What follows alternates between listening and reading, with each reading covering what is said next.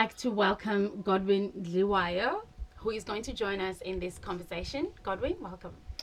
Thank you. Thank you for having me. It's a very important subject and topic that you raising awareness to. So that's really, really good. Thank you for having us here. Thank you for making the time. And just quickly tell us a little bit about who you are and the work that you do. Professionally, I'm a nurse. I currently work as a clinical nurse consultant. I'm also a credentialed mental health nurse, and that's pretty much it, really. And community-wise, I work with men. I sometimes open up my home to just get men to just come along and talk about men stuff, basically. So yeah, that's who I am. That's what I do. That's amazing, man. That's so like what goes on within like what sort of topics do you guys talk about within? Totally different topics. We talk about money. Mm. We talk about how men grow up and that sort of thing. And it was through the church that we were meeting up. Sometimes we'd have topics. Would look at men in the Bible and how they went through what they went through, some resilience issues, some challenging issues, some attitude issues, mental health issues, and that sort of thing. So we use that as a platform to support one another and to help each other, and yeah, to sometimes hold each other to account.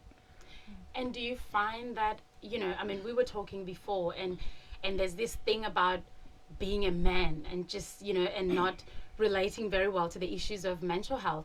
In those spaces that you hold for men, do you do you find there's some sort of progress? Are people starting to open up to talk about their mental health? How does that work? How is it going? Yeah. I always find it is a challenge for men to open up. And whenever I'm with men, I do talk about my experience. I mention that I'm a mental health nurse, and I talk about the challenges that men go through.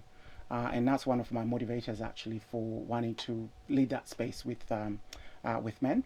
And we do find that afterwards sometimes we do get some text and calls and what do I do about this situation, and that sort of thing. So that's an avenue opportunity actually that we actually use to support individuals, because sometimes it's foreign to people. People don't know about mental health issues or that you're experiencing that. So I was listening to Sam earlier on, and he was talking about when I'm feeling my energy is low and I do certain things. Sometimes it takes one understanding what it means for your energy to be low, what it means for you to actually think, okay, maybe I need to ring someone. I need to, and we call them warning signs in mental health.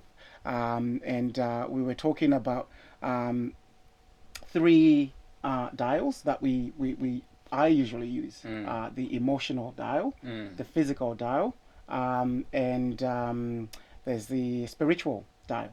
So you were talking about meditating. You were talking about I talk about prayer. Men were good at reading signs. And warning lights. So if you're driving in a car, the fuel light goes on. What do? You pull over. You put fuel in it. So we need to be aware of these dials within our own personal lives. So if my emotional dial is a little bit low, I need to pull over. I need to make the call and then recharge it, because if you keep going without refueling, what's going to happen? Mental breakdown. So these three dials need to be in check all the time. That's why in this COVID pandemic, there's quite a lot of mental health issues that are arising because people are not able to exercise as much. People are not able to connect as much. So the emotional dial, the physical dial is all down. Even those gatherings in the places of worship and things like that is also down. So there's quite a lot going on. Sorry, I go on a bit of a ramble. Oh, no. We We love love it. a ramble. Ramble is good. We're like, yes. Well, you mentioned a couple of interesting things. And for me as a woman, I see things differently. And I found it very interesting how you gave an example with the car. Because obviously that's how males generally, like you give an example, practical examples of the way their minds work. And I think this is really powerful because it goes back to what you're trying to say, to kind of go, how can we as men talk in a language that we understand in order to help each other out. And so I want to ask you, in your, you know, like in the spaces that you're in, whether it's in the community and all of those sorts of things, why do you think it's so hard for men to come out and just talk about it, and also the issue of men judging each other? Like, how do you navigate that when you're working with men? That's very hard. But I think when we talk about the perception of the role of a man, you're the provider. You're the strong one. You lift the whole family up and that sort of thing. So it doesn't allow you to be weak. It doesn't allow you to be that. And I find the way I actually treat my boys totally different to the way I treat the girls. The boys fall. I'm like, yeah, dust yourself up. Everything is good. The girls come, oh, come along, I'll give you a cuddle, and that sort of thing. So they grow up thinking, I need to be strong. I need to be, up in there. I need to chase things, get it, and provide. That's my role. So it doesn't allow me to fall or to snap. And we contain those sort of things. And my boy fell yesterday, and I could tell he wanted to cry, and I was like, oh, come on, come here, and that sort of thing. So that went. Yeah. But do you think, though, that as parents, like, our generation of parents, we know, like, our parents brought us up like that, and so do you think there's an opportunity for us to change the language around our children? For example, I mean, I was listening to a book the other day, and I think it's one of those how to raise girls and how to raise boys. And I think the author said something like, this was to do with the girls. And he said something like, make sure that you try to not, like, the world already does it so much that it separates things through gender. So try, when you're picking something for your girl, don't say, oh, that is so cute. Say, oh, look how strong that is, because that's what we do with the boys. So do you think there's an opportunity in those spaces where men are talking to kind of start educating each other and start kind of calling each other out and going, oh, maybe tomorrow when my boy falls and he's like nearly crying, I'll be like, it's painful, it sucks, cry if you want to, and when you finish, get up and keep going. Do you think there are opportunities for the language for us to be able to give for the next generation? It's very important that you say that, because what I did there was my own upbringing and my own identification in terms of men and boys and everything else. But yes, with that awareness, and which is really good about this program and this initiative, is to raise that awareness, to say, we don't have to do that. We have to meet them at their point of need, and at that point of need, at that particular time, it was emotional more than physical. Yeah. For my son. So as parents, as men, and we have to be available for them at that particular point of need. I went to a men's. It was a father-son retreat, not long ago, actually February, and most men highlighted the we're providing, because they asked the children, what's the one thing that you could change about dad, and most of the children said, more time with my dad. Yeah. Meaning they want that connection, and not that, and most men became defensive. We all became defensive. Yeah. I have to work. I work. I do this. And the facilitator was great man. He just said, "You're providing all of these physical needs, but you're not meeting the emotional needs." Wow. And as a father, you're bestowing identity to the children, so they are seeing you, observing you, watching you, and think, what, this is my definition of a father. So they grow up thinking, I have to provide, I have to do this. So it's Wow. quite Yeah. it's big. Yeah. It is big. So we have to take a step back and think, okay, what do my children need? And if we go back to those 3 Ds, emotional, spiritual, physical, okay, how am I bestowing that to them? For those children, or for those men that do not have children, we've got, it takes a village, so particularly in your world where you're reaching out to young men and that sort of thing, how are we ensuring that those three dials are being kept, to that level? So it's really, really important that we take a step back and then we start understanding and looking to say, okay, guys, it's okay to talk about this stuff. Yeah. It's okay to reach out. Yeah. It's okay to sound out and say, hey, I'm in trouble. Because we don't do that. We don't do that. And that's why you find when we talk statistics, we may have more attempts, say, for suicide. We may have more attempts from, say, women. But we have more completed suicides from men, because they've made a decision, it's done, and yeah, And that's it. that's it. Wow. Wow. Sammy, what are you learning? I'm like well, I'm like so overtaken right now, and even just like when you mentioned earlier about men having all this hardship, especially like with the church being closed. The only time that I've seen like my father and like other black men more vulnerable and more open has always been in the church, and that fascinated me. Like that really fascinated me, how every time they go to the church, they're so humble. They're so, just like Soft. really soft. And I'm just like, and I'm really inspired and like very, just like in awe. But then when I see them in the out world, they barely say hi to me. Sometimes they say hello, but it's like, I'm just like, okay. And then I see them like, yeah. And like, I see them dragging their kids out, like, and just really telling them what to do. But like the question that I really wanted to ask you is like, how has like the Bible shaped how a man is supposed to be, and is that a good thing or is that a bad thing? Like how has religion got in the way of like actually like being a human being and as a man, and yeah. maybe in your experience, because you're not. Yeah, Bible is not yours. not speaking in all things, but I'm also curious, like just Yeah. curious as if like from like a mental health practitioner, but also like as being a black man yourself, and as also as a churchgoer, like have you seen any patterns that has contributed to all that? I am a Christian, Yeah. and there's no doubt about that. And the Bible has shaped me as an individual, as a parent. I mean, there's so many verses that I could bring up in terms, things like train up a child the way they should go, that way they do not depart.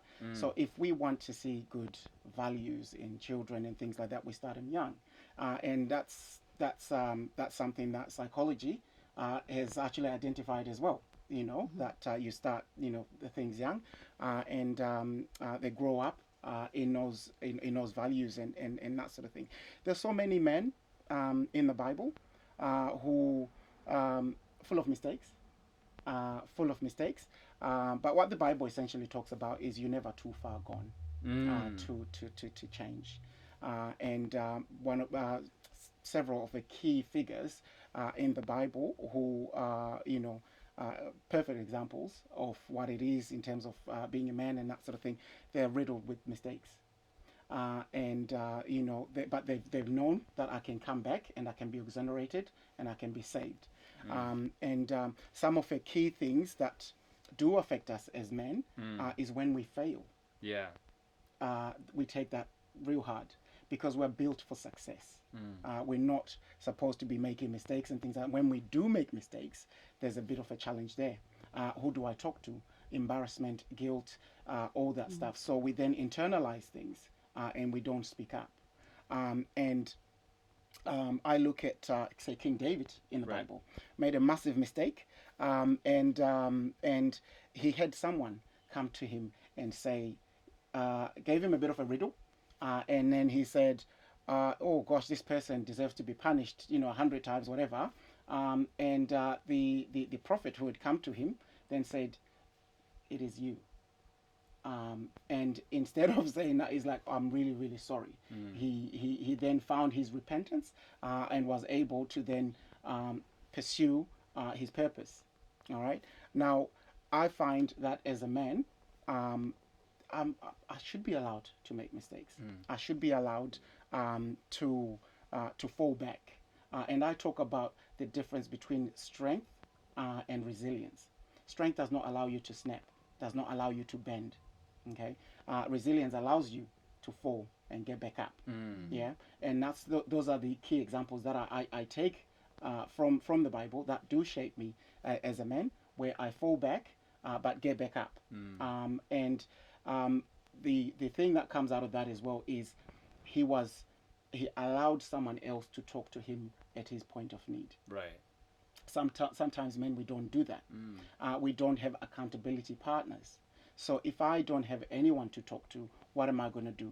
I'm going to think about my situation by myself, cancel myself, and usually it's not the right thing until I am so depressed I can't do anything, and the only way out is potentially suicide. Yeah. So those are some of the things that do come up. I'm not saying that everyone who goes to church is perfect. Yeah. I go to church because I'm not perfect. Because I want to learn. I want to, and I heard you say earlier on that you want to be the best version of a brother, an uncle, a son. Yeah. That's what we all aspire to be. That's what I aspire to be. And I go there to aspire to be that. And I'm mindful that church is not just for me, not just on a Sunday, but it's everything else outside of that. I just go there to get my fuel. Yeah. Remember the spiritual diet? So I get there to increase my fuel and then go out and do the business during the week, and be the best version that I can be. If I'm reaching out to individuals, if I'm reaching out to people, if I'm, inspiring others and that sort of thing, then that, I would like to believe that I'll be doing my job well. Yeah. Well, I really like that metaphor of like for you, the church is your petrol station where you go to fill up. That's really amazing. I don't know. The one thing that I wanted to actually also know is just like as men, how can we better ourselves? How can we actually, like, with all things that you just said right now, like moving forward, how can we better heal ourselves as black men in particular as well? Because again, like you said, growing up, it is ingrained in us. It is, belted in us, as a matter of fact, to be a man. How can we strip that away and actually and find power and courage and vulnerability, and or just to be, how can we find healing? We're already doing that now, raising awareness, and that's one of the key things. If you find most of or anything that has come up really has been because someone has identified the need, raised awareness, made sure it gets talked about, all that stuff. So I think it's really, really important that we continue these conversations. It's really important that we raise this awareness in our communities. Stigma is a massive issue, not just in the black community, in any community. Mental health, stigma. So we've got that in the African community, the stigma of it. We also have the cultural elements that do pile on top of that. So it is really, really hard for the African man. And what we need to do is be aware. Have these workshops that we talk about. It's okay to talk about mental health. It's okay to be aware of these challenges. In schools, we teach people or young children and everyone gets taught first aid. Yeah, right. My children came to me like, oh, doctors A, B, C, D, they know how to resuscitate. Yeah. Okay. Let's do mental health first aid. Yeah. Yeah. Wow. Let's do mental health first aid. That's. Yeah. So things that we can do in the community include mental health first aid courses. They are available. Yes. Yeah. Wow. I didn't know that. There you go. We can do that. Just like you said. You get the impression to call somebody. Call them. Yeah. Call them. Talk to them. Are you okay, Day? Yeah. It's let's use those forums. Let's use those platforms to actually raise awareness and be aware of what's available to us. Yeah. Wow. Most councils in Victoria, as I know, do have specific things that are available for different groups of people. It could be, senior citizens, whatever, African communities. They have that. So if we're aware of that, let's just link in with our communities. Yeah, let's link in with individuals. Let's link in with men's groups.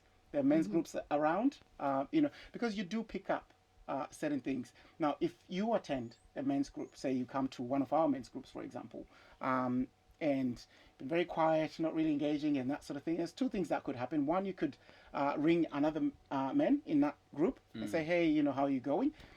The other thing is another person could actually observe, say, Sam is not traveling too well, and Sam, I haven't, I saw you were a little bit down today. What's happening? Yeah, and start opening up. Yeah. Some of us don't have outlets. Okay, I play football. I play, the real football, not Aussie. Soccer. You play soccer. No, football. You use your feet only. No hands. Football, yeah. But I play every Wednesday religiously. Yeah. Yeah. Wow. And that's an outlet for me. We've got it's an African team, funny enough. Yeah. With my brothers from Africa. And we meet every Wednesday. We rock up. We play. After that, during the game, we shout at each other and everything else. Yeah. And then after that, we reflect and Yeah. and that's it. Yeah. We need these outlets. I've got a friend of mine. I talk to him several times a day, actually, and and a few friends actually. And I sent him a text a few weeks ago. And say thank you for being around. You've saved me loads of money through counselling. Because it's free. Yeah. The only thing I have to show for is a phone bill at the end of a month. But, That's okay. but it's free. It's available. Yeah. And I think we should utilize those connections. I'm open to rebuke from them. When I'm going a different direction, and we've created that accountability as partners in that sense. And that's really good, because some things you may not necessarily feel as comfortable talking to your wife about, and it's also creating that platform where we can talk men things without women and that sort of thing, because women are much into detail, about this, that sort of thing. I'm a woman. I know. Just jokes. Wait, so you're not a woman? I'm just joking. But sometimes you feel more comfortable. Yeah. Just side to side. Yeah. Let's talk it out and reach conclusions and that sort of thing. Different perspective, men's perspective. Really, really important. Yeah. Amazing. This has been great. We can go on for hours. Literally. And I think we should do it again, and we should do it often. Absolutely, yeah. Because, both of you, thank you so much for sharing, your stories, your knowledge. And I think one of the key things that I'm taking from this is the fact that it's okay to bring all of you in everything that you do. So if you go to church, bring that with you, make it work for you. If you meditate and you do, your spiritual work in a different way, bring that with you and make it work for you. And if you're involved in the community, make that part of, your whole, being, so that you can be, a better version of the brother, the dad, the partner, all of that sort of stuff. So this has been quite enriching, and I'm pretty sure it's a start of many. Facts. So thank you all for coming and hanging out with me. It's been great. It's been great. Thank you. Yeah, thank you, man. Like I feel like I've grown so much just like within this short period of time, and hopefully like we get to do this often and just like touch bases as well where we are. Yeah. That's very good. Thank you very much. And Sam, I'm inspired by your story and what you're doing. You're already doing mental health support, and you don't even know it. Wow, yeah, thank you. And you're already doing that. So keep on the work, No, man. thank And you, man. I really that's appreciate really, that. really good. You've got great insights, and Yeah. and it's experiential, Yeah. and that's the most important thing. Yeah. Thank you. No, thank you, man. Amazing. All And right. that's us. We're out. Thank you.